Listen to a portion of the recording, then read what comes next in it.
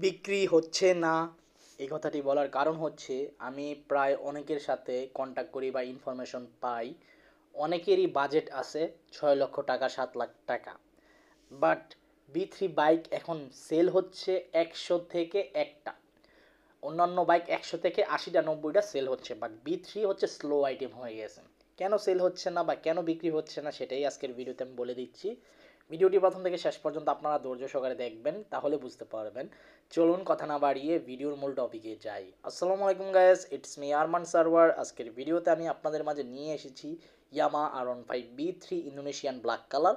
তো এই black colour বাইকটি কিন্তু একসময় খুবই জনপ্রিয়তা ছিল, এখনও জনপ্রিয়তা আছে, বাট দামের ব্যাপারে মানুষ এখন একটু হতাশ। বর্তমান সময়ে 2025 সালে এসে এ ব্যাগটি প্রাইস দাঁড়িয়েছে, আস্কিং প্রাইস 5,90,000 টাকা আস্কিং প্রাইস। ভাবতে পারতেছেন 5,90,000 টাকা আস্কিং প্রাইস, 4,90,000ও না, 5,90,000 টাকা আস্কিং প্রাইস। যেখানে আপনার একটা সময় ছিল বা 1 বছর 1.5 বছর আগে এই ব্যাগটির দামই চাইতো 5 লাখ, 4 লাখ 90, 95 এমন।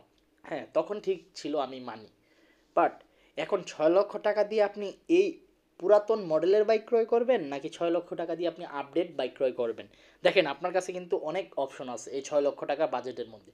যেমন ইন্ডিয়ান R15M ক্রয় করতে পারবেন, ইন্ডিয়ান B4 আরও কম দামে ক্রয় করতে পারবেন, পাশাপাশি R15B4 ইন্দোনেশিয়ান গ্রেজিভেলি ব্ল্যাক কালার বাইক ক্রয় করতে পারবেন। তাছাড়া সিভিআর বাইক ক্রয় করতে পারবেন, এবং এই বাজেটে আপনি হায়ার সিসির বাইক ক্রয় করতে পারবেন, যেমন রয়্যাল এনফিল্ড ক্রয় করতে পারবেন, KTM RC, KTM ডিউক ক্রয় করতে পারবেন।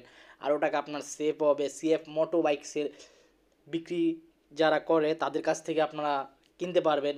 মানে বাজেট আরও কমে ক্রয় করতে পারতেছেন। GSX-R ক্রয় করতে পারেন, SF 250cc বাইক ক্রয় করতে পারতেছেন।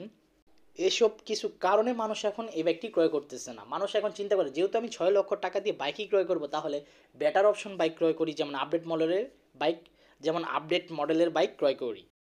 তাই বিক্রি হচ্ছে কম। তো এই ছিল আজকের ভিডিওর আপডেট ইনফরমেশন। আই হোপ আজকের ভিডিওটি ভালো লাগছে, এবং আল্লাহ হাফেজ।